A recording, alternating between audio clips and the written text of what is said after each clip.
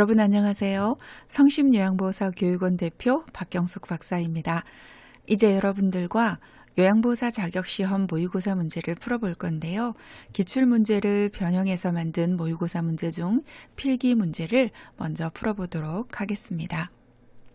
1번 노인의 심리적 특성에 대한 설명으로 옳은 것은 1. 내향성이 감소한다. 2. 변화에 대한 적응이 빠르다. 3. 일에 대한 자신감과 자립심이 강해진다. 4. 결단이나 행동이 빨라지고 매사에 신중해진다.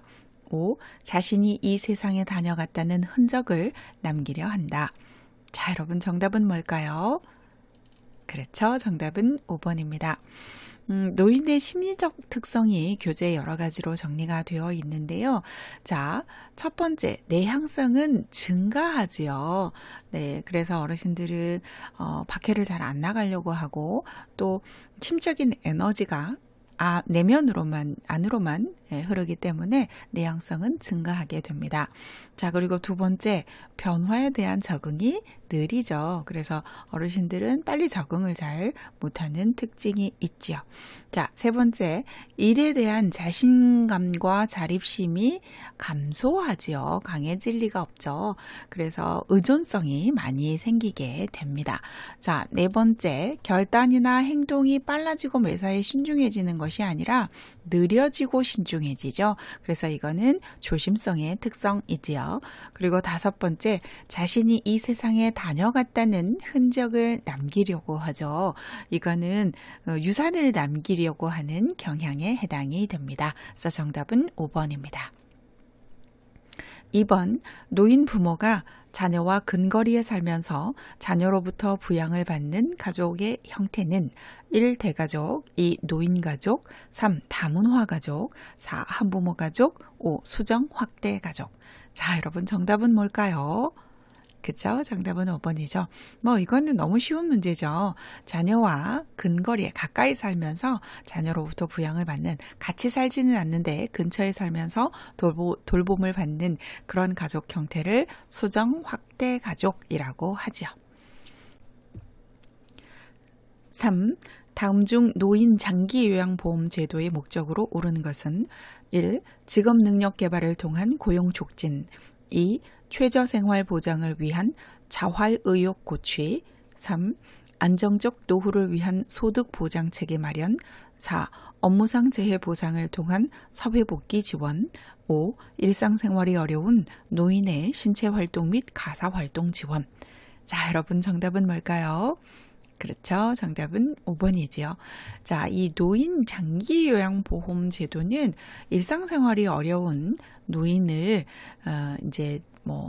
집으로 방문하거나 또는 시설에서 신체 활동이나 가사 활동을 지원해서 노인의 건강 증진이라든지 삶의 질 향상을 목적으로 하고 있지요. 자, 직업 능력 개발을 통한 고용 촉진은 고용보험의 목적일 것이고, 최저 생활을 통한 자활의욕, 이거는 국민기초생활보장법이죠. 최저생활을 보장하는 거니까. 그리고 안정적 노후를 위한 소득보장체계는 국민연금에 대한 이야기고요. 업무상 재해보상은 산재보험에 대한 이야기지요. 그래서 산업재해보상보험에 대한 목적이네요. 그래서 정답은 5번입니다. 4번, 장기요양 등급을 받은 대상자가 장기요양 서비스를 이용하고자 할 때 기관에 제출해야 하는 것은 1. 방문일지, 2. 인수인계서, 3. 상태기록지, 4. 급여 제공 계획서, 5. 장기요양 인정서. 자, 여러분 정답은 뭘까요? 그렇죠. 정답은 5번입니다. 자, 등급을 받으신 분이 이제 서비스를 받고 싶을 때 기관에 제출해야 하는 서류가 두 가지가 있습니다. 장기요양 인정서와 개인별 장기요양 이용 계획서 두 가지를 제출하셔야 됩니다. 그래서 정답은 5번이네요.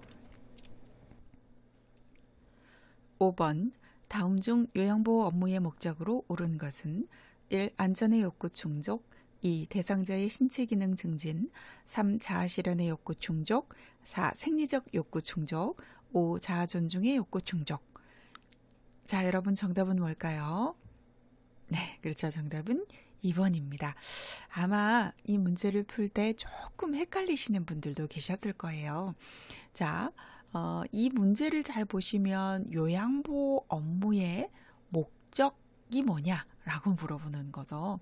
근데 여러분들이 그 요양보 업무를 이제 배웠을 때 제일 먼저 나왔던 이야기가 매슬로우의 욕구 5가지가 나왔었거든요. 그래서 첫 번째가 1단계가 생리적인 욕구, 2단계가 안전의 욕구, 3단계가 사랑과 소속의 욕구, 4단계가 자아 존중의 욕구, 5단계가 자아 실현의 욕구, 이렇게 나오면서 가장 먼저 충족시켜 주어야 되는 것은 생리적인 욕구다라고 아마 배웠을 겁니다. 근데 이거는 이제 욕구 이론을 이제 설명을 하면서 우리가 가장 먼저 이제 충족시켜 주어야 되는 욕구는 생리적인 욕구다라는 얘기를 하기 위해서 그 매슬로우의 욕구 이론을 이제 거기에서 다루고 있는 것이고요. 지금 여기에서 물어보는 문제는 그 욕구 이론을 물어보는 것이 아니라 요양보호 업무의 목적이 뭐냐라고 물어보고 있거든요. 우리가 요양보호 서비스를 하는 이유가 뭘까요? 이런 욕구 충족들보다도 대상자의 신체 기능을 증진시켜서 그 다음에 삶의 질을 향상하는 것이 이 노인 장기요양보험 제도의 목적이거든요. 그거는 또한 요양보호 업무의 목적이기도 합니다. 그래서 신체 기능 증진이 정답입니다. 6번, 요양보호사가 서비스 제공 시 준수사항으로 옳은 것은 1. 모든 서비스는 가족과 대상자에게만 제공한다. 2. 서비스의 추가 변경이 필요하다고 판단되면 서비스를 추가한다. 3. 대상자나 가족과 갈등 시에는 마찰을 피하고 요구를 들어준다. 4. 대상자의 인지능력 저하가 심할 때에는 서비스를 중단한다. 5. 대상자의 성격, 습관 등을 사전에 확인하고 서비스를 제공한다. 자, 여러분 정답은 뭘까요? 그쵸? 정답은 5번이지요. 요양보호 서비스를 제공할 때 준수해야 되는 것에 대해서 지금 물어보는 문제인데요. 모든 서비스는 대상자에게만 제공해야 되는데 가족과가 들어가서 틀렸죠. 서비스의 추가 변경이 필요할 때는 반드시 보고해야지 본인이 알아서 보고한다는 얘기도 없이 그냥 서비스를 추가하면 안 되죠. 자, 그 다음에 대상자나 가족과 갈등을 할 때는 어떻게 하는 거예요? 이때도 마찰을 피하는 건 맞지만 시설장 또는 관리 책임자에게 보고를 하셔야 되겠죠. 그래서 요구를 들어준다는 틀리고요. 인지능력 저하가 심하다고 서비스를 중단해버리면 그럼 그분은 누가 돌봐요, 그죠? 그래서 중단하거나 그렇게 하면 안 되고 대상자의 성격이나 습관 등을 사전에 서비스가 들어가기 전에 확인하고 서비스를 제공하셔야 되겠죠. 그래서 정답은 5번입니다. 7번, 노인 장기요양보험 표준 서비스 중 개인활동 지원 서비스 내용에 해당하는 것은 1. 세탁, 2. 말벗하기, 3. 은행 동행하기, 4. 옷 갈아입히기, 5. 청소 및 주변 정돈. 자, 여러분 정답은 뭘까요?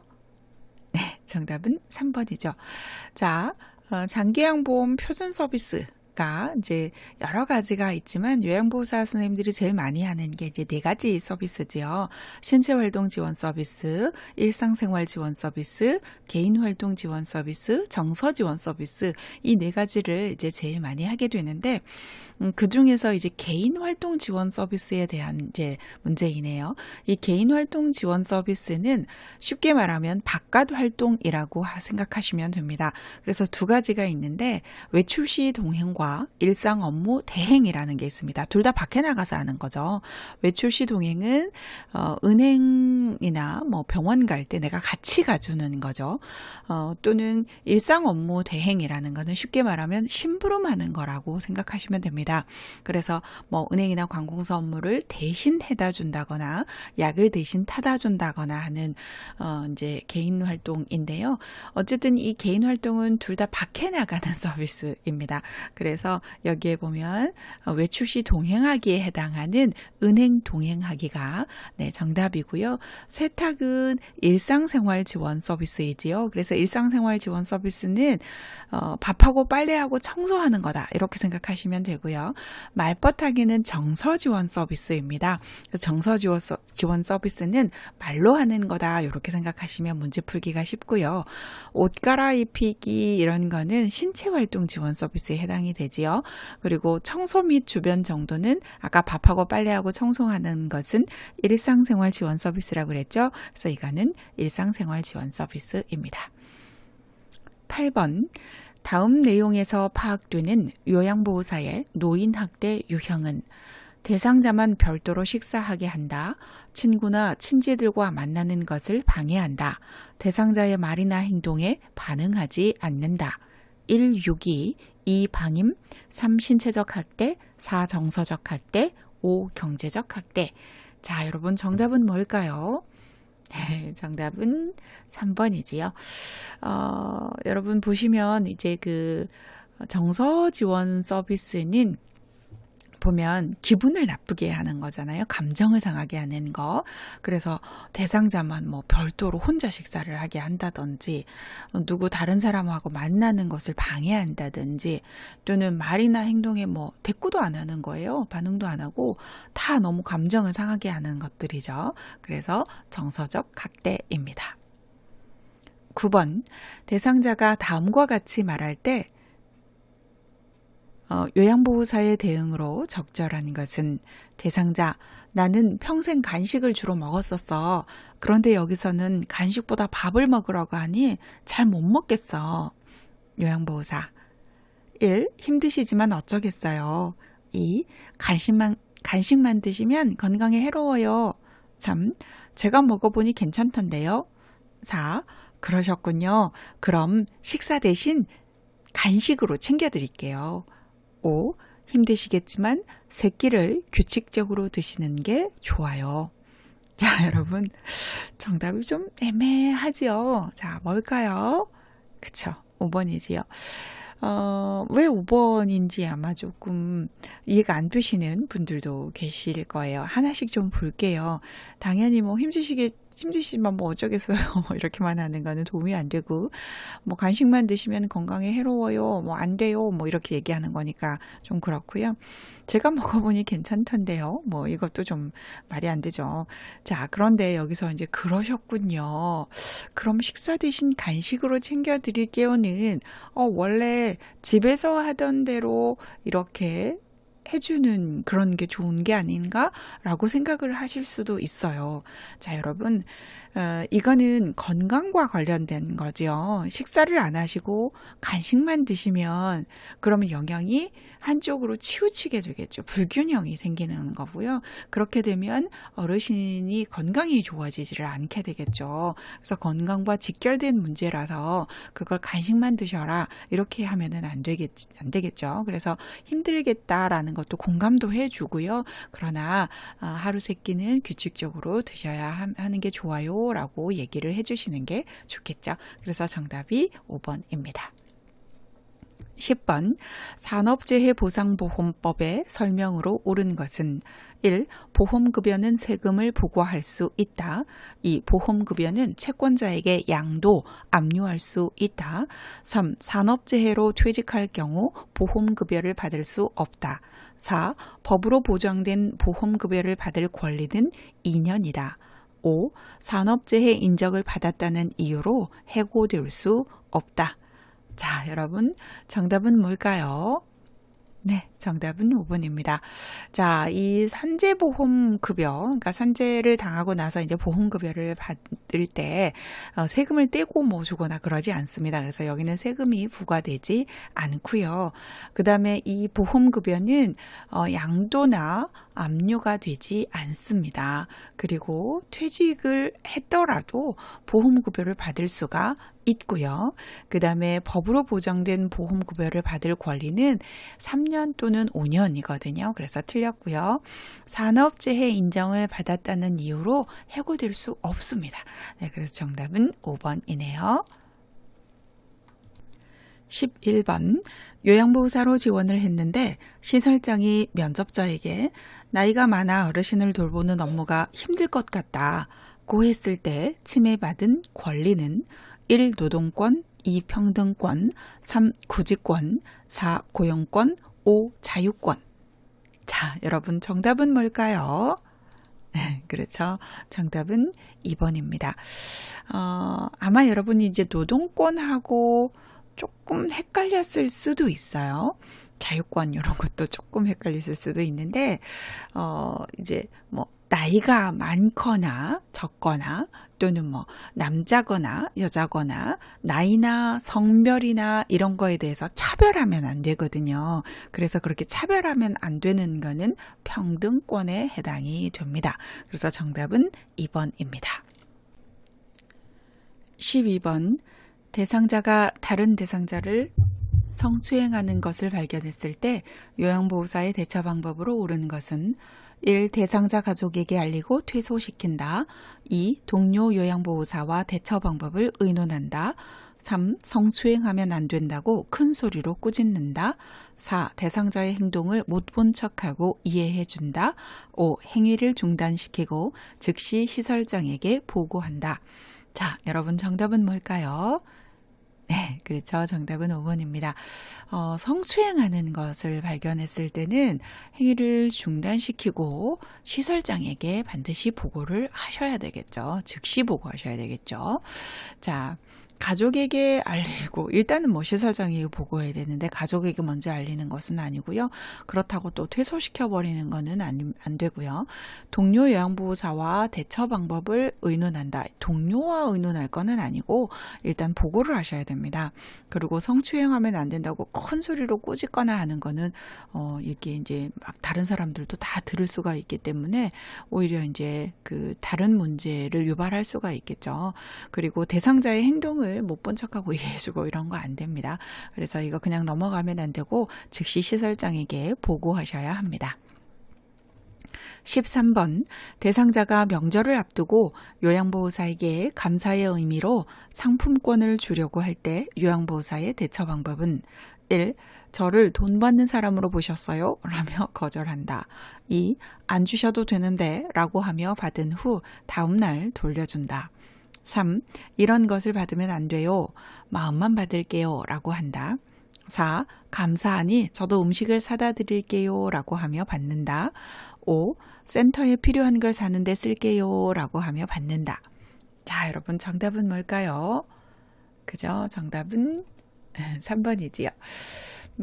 어쨌든 이게 우리가 뭐 어떤 금품을 이렇게 받으시면은 안 되죠. 그래서 이런 걸 받으면 안 돼요. 마음만 받을게요. 라고 사양하셔야 합니다. 14번 대상자의 가족이 기저귀를 재사용할 것을 강요할 때 대처 방법으로 옳은 것은 1. 공단에 알리고 서비스를 중단한다. 2. 가족이 지켜보는 날에만 재사용한다. 3. 재사용하면 안 되는 이유를 설명한다. 4. 소변이 덜 묻은 기저귀는 잘라서 사용한다. 5. 가족의 요구사항을 보고한 후 재사용한다. 자, 여러분 정답은 뭘까요? 그쵸, 정답은 3번이지요. 기저귀를 재사용하거나 하면 절대 안 되죠. 그래서 뭐 이거를 뭐 공단에 알릴 것은 아니고요. 만약에 보고를 해야 되는 센터에다가 이건 이제 보고를, 만약이 아니라 이건 꼭 보고를 해야 될 일이죠. 예, 그리고, 이걸 하지 않게 해야지. 그렇다고 뭐 서비스를 중단하는 것은 아니고요. 시험에 보면 뭐 서비스를 중단한다 이런 문제들이 이렇게 계속 나오는데 일단 이런 건 무조건 아니다라고 보시면 됩니다. 자, 그리고 가족이 지켜보는 날에만, 재사용을 하거나 뭐 그런 건 안 되죠. 어쨌든 재사용은 안 되시고요. 재사용을 하면 안 되는 이유를 설명해 주셔야 되겠죠. 그리고 재사용하지 않으셔야 되겠죠. 이게 재사용을 하게 되면 일단은 그 감염의 이제 문제가 생기잖아요. 그래서 절대 재사용하면 안 된다.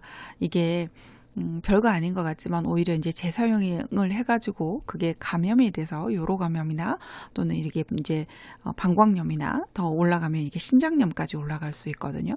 그러면 치료하는데 비용도 훨씬 많이 들고 오히려 어르신한테 더 문제가 생겨서 그게 더 돈을 많이 쓰게 되는 이유가 됩니다. 그래서 절대 안 된다.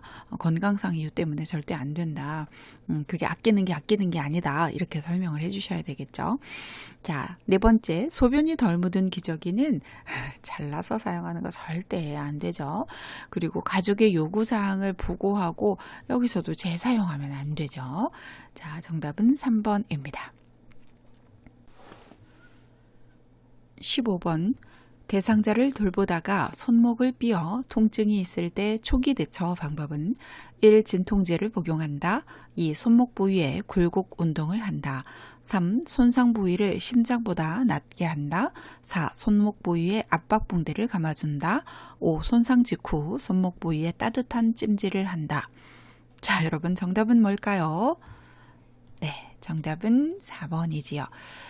손목을 이제 삔인 거는 염좌라고 이야기를 하는데 이런 염좌 같은 게 있을 때는 압박붕대를 해주거나 아니면 이제 찬물 찜질을 해주거나 이제 그렇게 하셔야 되죠. 자, 하나씩 좀 보겠습니다. 진통제를 이제 뭐 처방 없이 이렇게 복용하고 하는 것은 이런 문제 나오면 무조건 틀리다 이렇게 이제 보시면 되고요.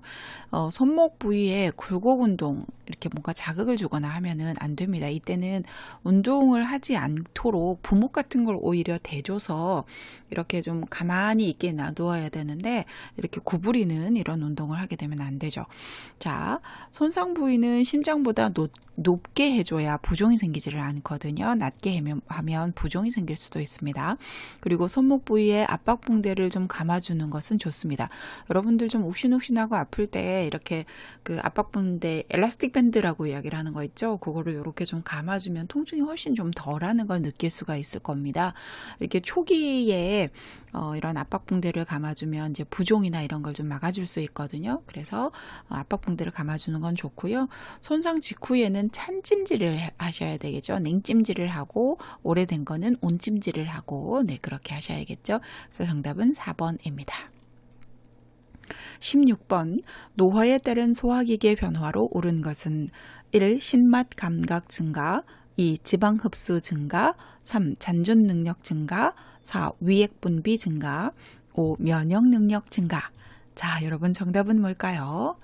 그렇죠. 정답은 1번입니다. 노인이 되면 잘 못 느끼는 맛 두 가지가 있죠. 그래서 단짠 요 두 가지 맛을 단맛, 짠맛을 잘 못 느끼게 되고 또 잘 느끼는 맛 두 가지도 있죠. 신맛과 쓴맛은 잘 느끼게 되죠. 그래서 정답은 1번이고요. 지방 흡수는 잘 안 되죠. 그래서 감소하고요. 노인은 지방이 흡수도 안 돼, 분해도 안 돼, 배설도 안 됩니다. 그래서 다 이렇게 몸 안에 쌓이게 되는 그래서 혈관 안에 동맥경화 이런 것들이 많이 생기게 되죠. 자, 두 번째 잔존 능력 남아있는 능력이 증가할까요? 감소할 수밖에 없겠죠. 위액의 분비가 증가하면 소화가 잘 될 텐데 위액의 분비가 감소하기 때문에 소화가 잘 안 됩니다. 그리고 면역 능력이 증가할 리가 없죠. 감소하기 때문에 여러 가지 질환이 많이 생깁니다. 정답은 1번이네요. 17번 전립선 비대증 발생 관련 요인으로 오른 것은 1. 변비 2. 요로 감염 3. 남성 호르몬 불균형 4. 골반 근육 조절 능력 약화 5. 노화로 인한 방광의 저장 능력 감소. 자, 여러분 정답은 뭘까요? 그렇죠. 정답은 3번입니다. 여기에 보시면 이제 남성 호르몬의 불균형이라든지 또는 비만 이런 것들이 전립선의 원인이지요. 자, 이게 변비, 요로 감염, 골반 근육의 조절 능력 약화, 방광의 저장 능력 감소 이거는 전부 다 요실금의 원인입니다. 18번 질병에 따른 영양관리 방법을 옳게 설명한 것은 1. 결핵은 단백질 섭취를 제한한다. 2. 폐렴은 수분 섭취를 제한한다. 3. 대장암은 육가공품 섭취를 제한한다. 4. 신부전은 수분 섭취를 권장한다. 5. 갑상선 기능 저하증은 염분 섭취를 권장한다. 자, 여러분 정답은 뭘까요? 네, 정답은 3번이지요. 자, 결핵일 때는 단백질 섭취를 많이 해줘야 되겠죠. 일단 결핵이 걸렸으면 잘 드셔야 됩니다. 근데 제한하면 안 되겠고요. 폐렴은 수분을 우리 권장하지요. 그래서 우리 뭐 감기, 폐렴 이런 거 걸렸을 때 물 많이 마셔라 막 이런 얘기 하잖아요. 그리고 대장암은 이 육가공품이 원인이 되거든요. 그래서 이것을 제한하는 게 맞습니다. 그리고 신부전은 수분 섭취를 제한하지요. 자, 여러분, 일반적으로 노인은 수분 섭취를 권장합니다만은 신부전은 이게 이제 부종이 생기거든요. 심장이 안 좋게 되면 부종이 생깁니다. 그렇기 때문에 부종 때문에 수분 섭취를 제한하고요. 매일 체중을 측정하고 네, 그런 것들이 있죠. 그리고 갑상선 기능 저하증은 염분 섭취를 제한하셔야 됩니다.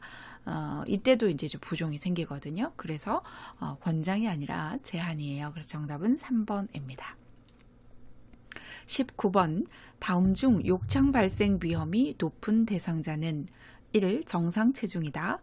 2. 낮잠 시간이 적다. 3. 요이나 변이가 있다. 4. 체위 변경을 자주 한다. 5. 근육이 많이 위축되어 있다. 자, 여러분 정답은 뭘까요? 그쵸, 5번이죠. 누가 욕창이 제일 많이 생기게 생겼냐? 이제 이걸 물어보는 건데 정상 체중이신 분보다는 마르신 분이 더 많이 생기죠. 그래서 이거는 오히려 욕창이 덜 생기고요. 잠을 자는 시간이 많을수록 움직임이 없기 때문에 욕창이 많이 생기죠. 그런데 시간이 적대요. 그러면은 덜 생기겠죠. 요이나 변이, 요이라는 것은 소변이 마려운 느낌, 변이라는 것은 대변이 마려운 느낌인데 요이나 변이가 있으면 본인이 마렵다라고 말을 하든지 아니면 화장실을 가든지 뭐 이렇게 하겠죠. 그렇게 하니까 습하지 않게 되겠죠. 욕창은 압력과 그 다음에 습기와 그 다음에 마찰 때문에 생기는 거거든요. 그래서 요이나 변이가 있으면 오히려 습기가 없어지게 되기 때문에 이거는 답이 아니죠. 그리고 체위 변경을 자주 안 해서 욕창이 생기는 거죠. 그래서 이거는 자주 하면 위험이 높지 않죠. 근데 이제 이런 문제를 푸실 때 여러분 조금 헷갈리실 수 있어요. 이거를 이제 욕창 발생 위험이 높은 대상자는 이랬는데 내가 읽을 때 그거를 욕창 이제 이 발생할 때 뭐 체위 변경을 자주 해줘야 된다는 얘기를 우리가 워낙 많이 들으셨을 거예요. 그렇기 때문에 욕창 발생 안 하려면 체위 변경을 자주 해야지 이렇게 읽어버리시면 이거 틀리실 수 있거든요. 그래서 문제를 잘 읽어보셔야 합니다.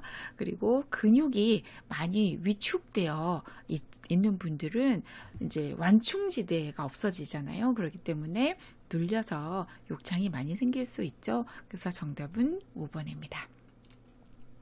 20번 대상자의 혈압약 복용 방법으로 옳은 것은 1. 두통이 있을 때만 약을 복용한다. 2. 혈압이 감소하면 복용량을 줄인다. 3. 혈압이 높아지면 복용량을 늘린다. 4. 혈압이 정상으로 조절되어도 약을 복용한다. 5. 약을 복용하지 않았으면 2회 분량을 한꺼번에 복용한다. 자, 여러분 정답은 뭘까요? 그렇죠? 정답은 혈압이 정상으로 조절되더라도 혈압약을 반드시 복용하셔야 되죠. 뭐 혈압이 높다고 낮다고 더 먹어버리고 덜 먹어버리고 뭐 두통이 있을 때만 먹고 평소에는 안 먹고 안 먹었다고 두 봉을 한꺼번에 먹고 그런 거 절대 안 되죠. 그래서 정답은 4번이네요. 21번 선망의 증상에 대한 설명으로 옳은 것은 1. 회복이 불가능하다. 2. 증상 기복이 심하다. 3. 주의력의 변화가 없다. 4. 증상이 서서히 나타난다. 5. 호전되면 다시 악화되지 않는다. 자, 여러분 정답은 뭘까요? 네, 그렇죠. 정답은 2번이죠. 여러분 선망은 아마 여러분들이 배운 질병 중에 질환 중에 아마 가장 마지막에 나왔던 문제 질환이었을 겁니다. 자, 이 선망은 회복이 가능하죠. 원인이 명확하기 때문에 대부분 이제 회복이 가능하고요. 불가능하지 않습니다. 그리고 증상 기복이 좀 굉장히 심한 게 특징이지요. 그리고 주의력의 변화가 나타나죠. 그래서 이거는 주의력 저하가 큰 특징 중에 하나이고요. 증상이 서서히 나타나는 것이 아니라 갑자기 사람을 못 알아보고 막 이렇게 되거든요. 또 뭐 이상한 얘기 하시고. 네, 그래서 증상이 서서히 이러면 틀립니다. 호전되면 다시 악화되지 않는 게 아니라 증상의 기복이 심해서 금방 괜찮아졌다가 다시 또 막 금방 나빠지기도 하고. 네, 그렇습니다. 그래서 정답은 2번입니다. 22번, 수포가 피부 감각신경 말단을 따라 띠 모양으로 나타나고 자결감, 가려움 증상이 나타나는 질환은 1. 건선, 2. 욕창, 3. 대상포진, 4. 피부 건조증, 5. 말초 신경병. 여러분 이거는 뭐 볼 것도 없죠. 대상포진이지요. 띠 모양으로 나타나고 띠대자이지요. 그래서 띠 모양상자거든요. 그래서 대상포진입니다. 자결감, 타는 듯한 통증이지요. 그래서 뭐 띠 모양으로 나타난다, 자결감 이런 단어 나타나면 네, 당연히 대상포진입니다. 23번, 다음 중 뇌졸중에 대한 설명으로 옳은 것은 1. 도파민의 부족으로 발생한다. 2. 뇌혈관이 막히거나 터져서 발생한다.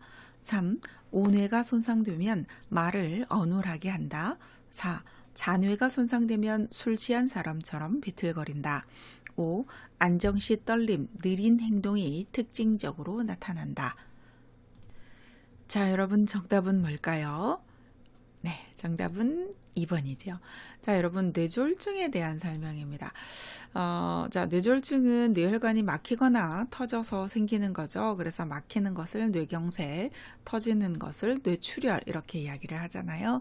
자, 도파민의 부족으로 생기는 거는 파킨슨 질환이지요. 자, 그리고 우뇌가 손상되면 말을 어눌하게 하는 것이 아니라 잔뇌가 손상되면 말을 어눌하게 하지요. 잔뇌가 언어 중추가 있기 때문입니다. 그리고 잔뇌가 손상되면 술 취한 사람처럼 비틀거리는 것이 아니라 뒤쪽에 소뇌라고 조그마한 뇌가 있죠. 대뇌는 잔뇌와 우뇌로 나누어져 있고 뒤쪽에 작은 소뇌가 있는데 이 소뇌가 우리 몸의 균형을 잡아주는 역할을 합니다. 그렇기 때문에 이 소뇌가 손상이 되면 술 취한 사람처럼 비틀거리는 운동실조증 이런 게 생기죠.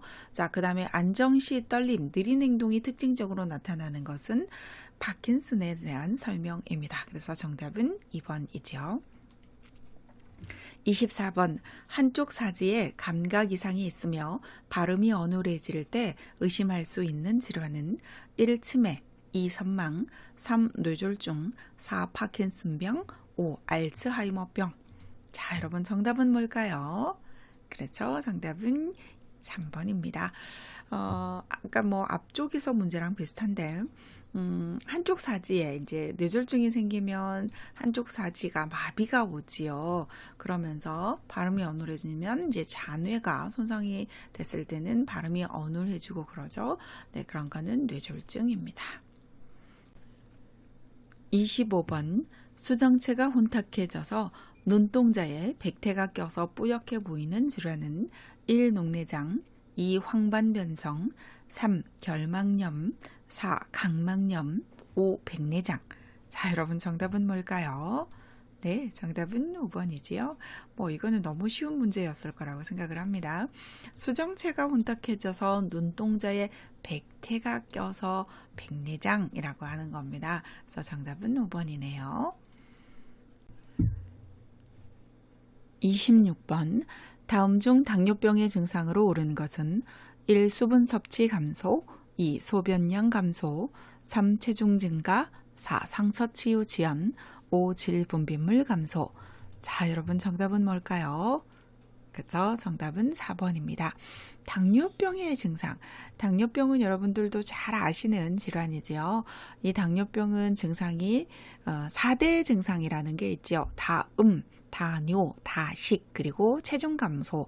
이게 이제 4대 증상인데 다음은 물을 많이 마신다는 거고 다뇨는 소변을 많이 본다는 거고 다식은 밥 먹고 돌아서 배가 금방 고프니까 또 밥을 많이 먹게 된다는 거고 그 다음에 살이 빠진다라는 게 이제 큰 4가지 증상이라 그래서 4대 증상이라고 하잖아요. 그래서 다음인데 수분 섭취 감소라고 해서 틀렸고 다뇨인데 소변량 감소라고 해서 틀렸죠.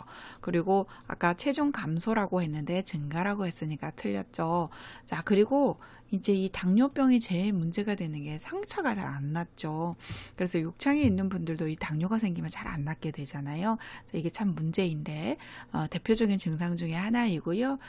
질 분비물은 증가하게 됩니다. 이거를 여러분 그 일반 노인과 이 당뇨 노인이 이게 조금 다릅니다. 일반 노인은 질 분비물이 감소한다 이렇게 되어 있지만 당뇨 환자는 질 분비물이 증가합니다. 그런데 둘 다 질 감염은 증가하게 됩니다. 그래서 감소가 틀렸습니다.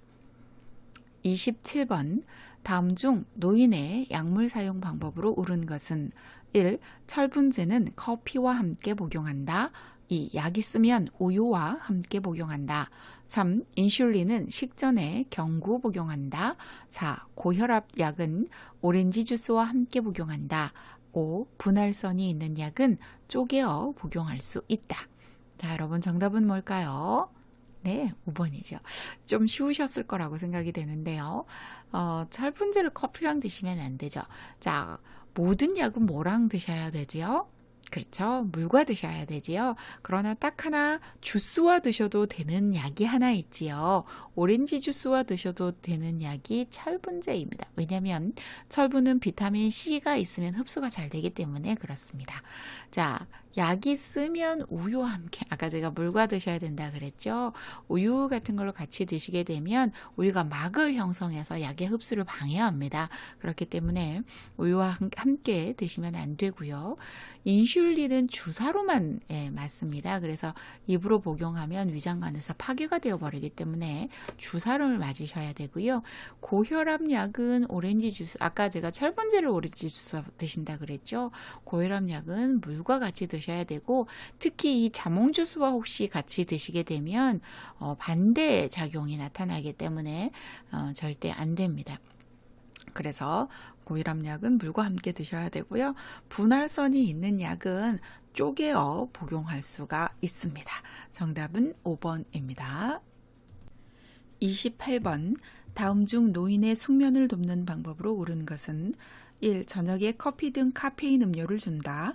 2. 잠이 안 오면 텔레비전을 보다 자게 한다. 3. 밤잠이 부족한 경우 낮잠으로 보충한다. 4. 매일 일정한 시간에 잠자리에 들게 한다. 5. 자기 전에 음식을 주어 포만감으로 잠을 자게 한다. 자, 여러분 정답은 뭘까요? 그렇죠? 정답은 4번이지요. 자, 저녁에 커피 같은 카페인 음료 드시면 잠을 못 주무시겠죠. 그래서 카페인 음료 안 되고요.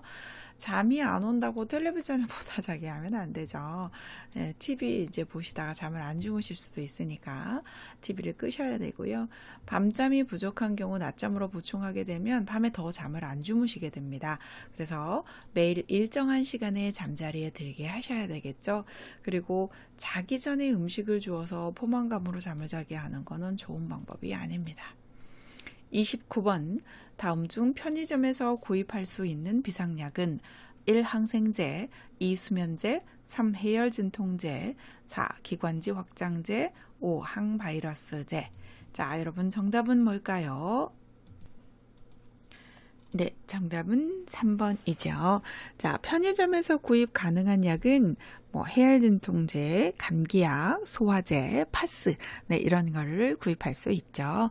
자, 30번 노인이 10년마다 추가로 받아야 하는 예방접종은 1. 백일해, 2. 파상풍, 3. 대상포진, 4. 폐렴구균, 5. 인플루엔자. 자, 여러분 정답은 뭘까요? 자, 정답은 2번이지요. 아마 이거는 조금 어려울 수 있어요. 그쵸? 우리가 10년마다 예방접종을 평소에 잘 안 하거든요. 그렇기 때문에 좀 이제 어려우실 수 있는데요. 파상풍하고 백일해하고 디프테리아. 백일해하고 디프테리아는 우리 DPT라고 우리 아기들 키울 때 이렇게 어릴 때 맞죠. 이제 그거를 10년마다 맞아 주셔야 된대요. 그래서 파상풍하고 디프테리아, 백일해. 백일해는 이제 100일 동안 기침하는 걸 백일해라고 하거든요. 그래서 그런 거를 맞으셔야 되는데 우리가 맞지 않기 때문에 잘 모를 수 있는데 어쨌든 요 이제 파상풍 디프테리아 백일해가 답입니다. 그래서 2번이 정답입니다. 31번 분비물이 묻은 세탁물을 처리하는 방법으로 옳은 것은 1. 혈액이 묻은 수건은 따로 소각한다. 2. 장갑을 끼고 처리했더라도 손을 씻는다. 3. 혈액이 묻은 수건을 더운 물로 닦고 찬물로 헹군다. 4. 배설물이 묻은 의류는 일반 세탁물과 함께 세척한다. 5. 가래가 묻은 의류는 일정 기간 모아두었다가 세탁한다. 자, 여러분 정답은 뭘까요? 그쵸? 정답은 2번이죠. 자, 이 분비물이 묻은 세탁물 처리하는 방법, 굉장히 시험에 자주 출제가 되지요. 혈액이나 이런 가래, 이런 배설물이 묻은 거는 소각을 하는 게 아니라 따로 세탁을 하는 거지요. 자, 그리고 장갑을 끼고 처리했더라도 반드시 손을 씻어야 되겠죠. 혈액이 묻은 수건은 이것도 시험에 여러 번 출제가 되었는데 찬물로 닦고 더운 물로 헹군다지요. 자, 그리고 배설물이 묻은 의류는 일반 세탁물과 함께 세척하면 따로 세탁해야 되겠죠. 자, 그 다음에 가래가 묻은 의류는 아이고 일정 기간 모아두었다가 하면 안 되죠. 즉시 하셔야 되겠죠. 정답은 2번이네요. 32번 요양보호사가 시설장에게 보고해야 하는 사항은 1. 친척이 방문했을 때 2. 방문이 고장났을 때 3. 분리수거가 안 되어 있을 때 4. 방문을 열 때마다 삐걱 소리가 날 때 5. 대상자가 빈혈 진단을 받게 되었을 때. 자, 여러분 언제일까요? 네, 이거 되게 이제 쉬우셨을 건데, 보고를 해야 하는 경우가 여러 가지가 있죠. 자, 그 첫 번째가 대상자의 상태가 변화되었을 때 보고를 해야 되고요. 서비스를 추가하거나 변경할 때도 보고해야 되겠죠. 그리고 새로운 정보를 파악했거나 아니면 새로운 업무 방법을 찾았거나 아니면 업무를 잘못 수행했을 때도 보고를 해야 되죠. 그리고 사고가 났을 때도 꼭 보고를 해주셔야 합니다. 자, 그러니까 정답은 대상자의 상태가 변한 빈혈 진단을 받게 되었을 때 어떤 진단을 받았다는 거 이런 거 보고하셔야 되겠죠. 자, 33번 요양보호사의 업무 기록 내용으로 옳은 것은 1. 요즘 체중이 많이 줄었다. 2. 오랜만에 대변을 시원하게 보았다. 3. 오늘은 평소보다 식사를 많이 하셨다. 4. 오후 1시부터 40분 동안 낮잠을 주무셨다. 5. 오늘은 오후에 운동을 많이 하셨다. 자, 여러분 정답은 뭘까요? 네, 정답은 4번이죠. 아마 이 문제는 쉬우셨을 것 같아요. 그죠? 업무 기록은 구체적으로 정확하게 해야 되지요. 그래서 많이, 오랜만에, 이런 거 안 되죠. 그리고 오후면 오후 몇 시에 운동을 몇 분 동안 이렇게 해야 되지요. 그래서 구체적인 수치가 있는 게 정답입니다. 34번 임종이 임박한 대상자의 신체적 변화로 옳은 것은 1. 체온이 상승한다. 2. 혈압이 상승한다. 3. 소변량이 증가한다. 4. 변실금이 증가한다. 5. 근긴장도가 증가한다. 자, 여러분 정답은 뭘까요? 네, 정답은 4번이지요. 여러분 임종이 임박하면 대상자들이 체온이 떨어지지요. 그래서 상승한다는 틀렸고요. 혈압도 떨어지죠. 소변량도 감소하게 되고요. 변실금은 증가하게 됩니다. 항문이 열리기 때문에 변이 나오게 되지요. 그래서 변실금은 증가하고요. 근긴장도가 감소합니다. 그렇기 때문에 홍채도 이렇게 열리게 돼서 동공이 열리게 되는 것이고요. 그 다음에 항문도 열리게 되는 겁니다. 그래서 변실금이 생기는 거지요. 그래서 정답은 4번입니다. 35번 임종을 앞둔 대상자가 사람을 알아보지 못하고 불안정할 때 대처 방법으로 옳은 것은 1. 동작을 못하게 억제한다. 2. 큰 소리로 반복 질문을 한다. 3. 어깨를 잡아 흔들어 깨운다. 4. 옆에 머물며 손을 잡아준다. 5. 이마에 찬 물수건을 얹어준다. 자, 몇 번일까요? 네, 정답은 4번이죠. 임종을 앞둔 대상자가 사람을 못 알아보고 이제 불안정할 때 어떻게 해야 되냐 하는 문제인데 억제하고 이런 거 절대 안 되고요. 큰 소리 이런 것도 안 되고 흔들어 깨우는 것도 안 됩니다. 그래서 옆에서 조용히 손을 잡아주면서 같이 있어주는 거고요. 찬물 수건 이런 거 안 되죠. 네, 그래서 정답은 4번이네요. 자, 여러분 다 풀어봤는데 어떠셨어요? 조금 뭐 헷갈리는 문제가 있기는 했지만 그래도 대체적으로 그렇게 어렵지는 않으셨죠. 공부를 열심히 하신 분은 되게 쉬우셨을 거고 공부를 안 하시는 분은 조금 헷갈리시고 아마 그러셨을 겁니다. 이제 항상 이런 문제를 풀어볼 때는 교재가 먼저 머릿속에 정리되셔야 되니까 교재를 좀 열심히 보시는 게 좋을 것 같습니다. 모두 수고하셨고요. 강의가 좋으셨다면 좋아요, 구독 부탁드리겠습니다. 수고하셨습니다.